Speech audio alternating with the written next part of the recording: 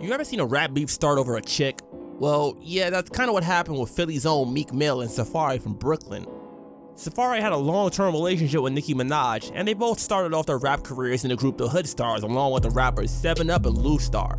Safaree and Nicki were a couple for over a decade before separating in 2014. After the group disbanded, Safaree focused on helping with her solo career, letting her shine and become one of the biggest female rappers of all time. Shortly after they parted ways, Meek Mill and Nicki Minaj got together.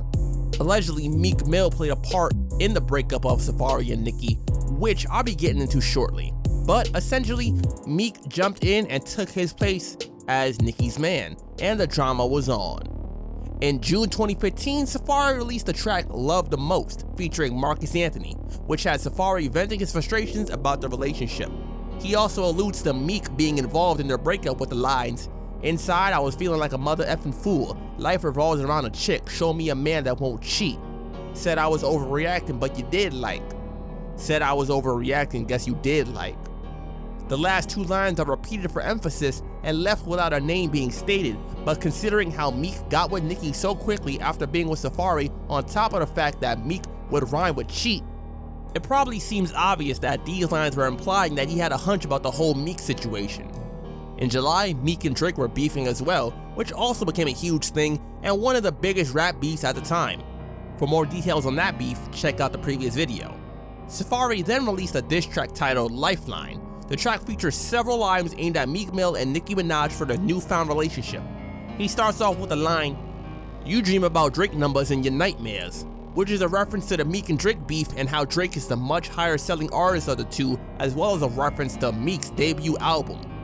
He continues on throwing darts at Meek, like dissing his appearance by saying he looks like a gorilla, and his relationship with Nicki with lines like, "I'm going up, that's an incline. If she leave you, you go in decline," which is essentially Safaree stating that he's going to be more famous now that he's not with Nicki anymore, having her be in the spotlight, while if she were to leave Meek, then Meek would no longer be as famous. At this point in Meek's career, he was at the height of his success, both due to his second album, Dreams Worth More Than Money, which did quite well and topped the charts, as well as his newfound relationship with Nicki and being on her Pink Print tour, which did great in sales. Not to mention he probably got at least a few new fans for a while that were introduced to him through his relationship with Nicki Minaj and the songs they did together, like the hit single All Eyes on You, which also features Chris Brown and was included on Dreams Worth More Than Money. Shortly after this, Meek responded to Drake's diss tracks Charged Up and Back to Back with his own diss track, Wanna Know, which took aim at Safaree with the second verse. The lines, "Heard that other nigga talking, we ain't get back yet, let's keep it short nigga, you ain't get your chick back yet, and now she rockin' with the chaser, and now you missed that check.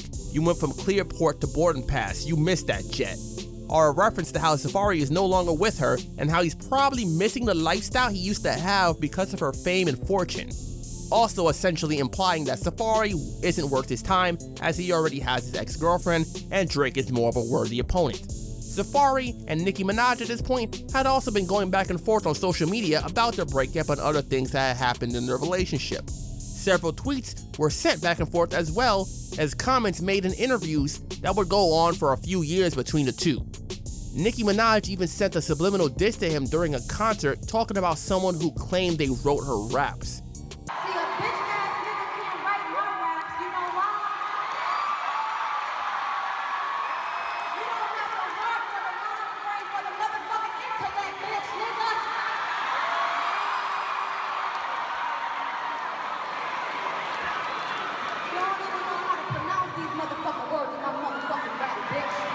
This surely only added more fuel to the fire that was Safaree and Meek Mill.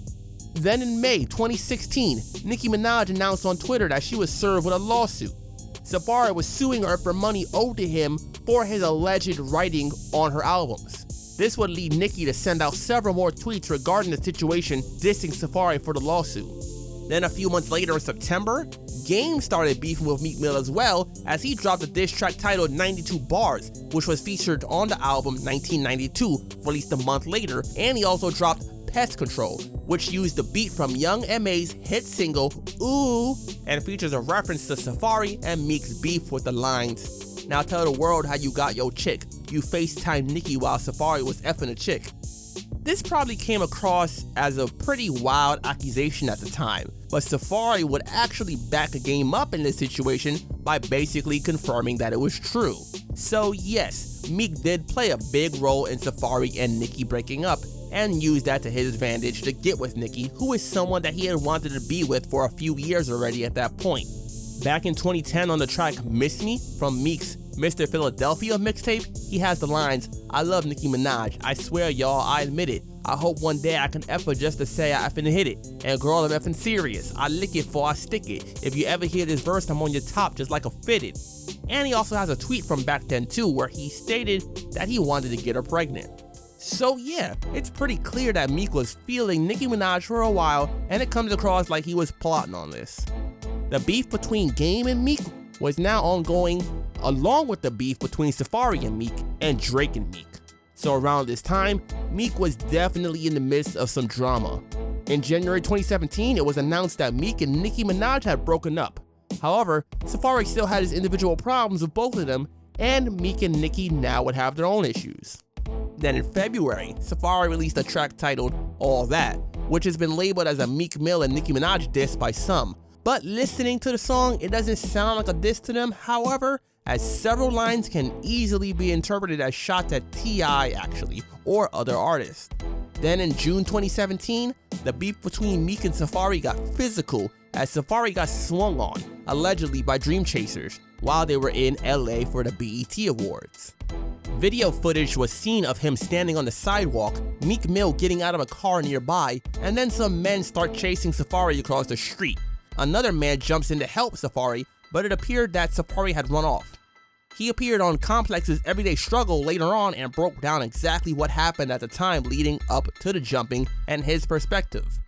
Whole situation happened. We know, of course, you got it on Instagram, blah blah. But I never really explained it, you know. And this is gonna be my first time even talking about it because I never really explained the situation. I was sitting in a car. It was a new Rolls Royce Dawn. Sitting there in valet waiting, and the funny thing is, I was waiting for my security. And that's the crazy thing. The crazy thing. We were waiting for our security. I was waiting for my security, and I seen this dude, whatever. He seen me. I said what up to him, and then I got out to holler at him. I probably was standing outside for 30 seconds, right? Time out. Who is this dude that you got out of the Dawn to speak to DJ for 30 Self? seconds? No, Self pulled up after. As a matter of fact, it was a camera dude who I knew. It was like a camera dude, and I wanted to talk to him about some other shit, right? You could roll the window down and talk to him. So his criticism was that you were No, I want to hear outside the for story too before I give long. him my criticism. Let's All right, so Never look, heard boom. this. It's outside, probably like 30 seconds. And then Self pulls up.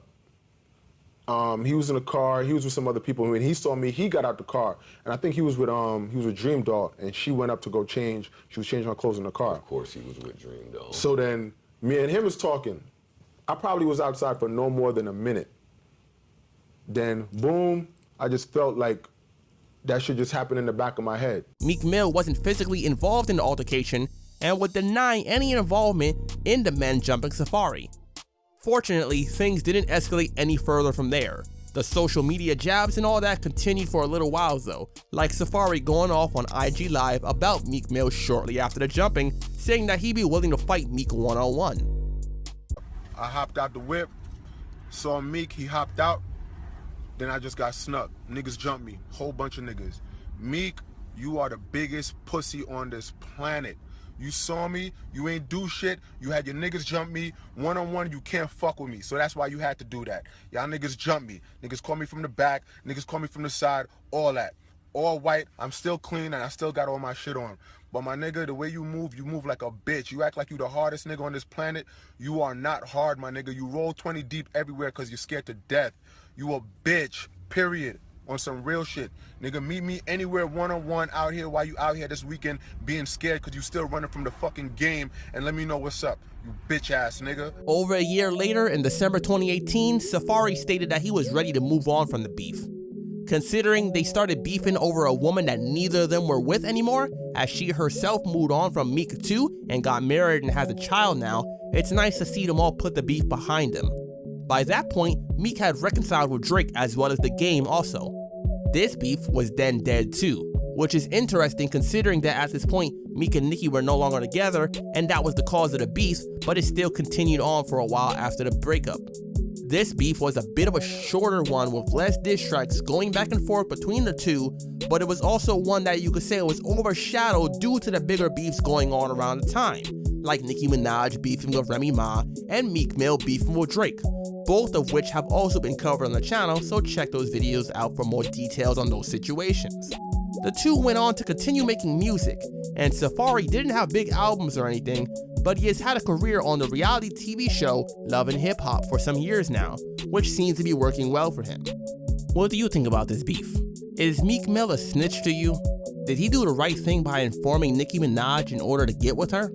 Is all really fair in love and war?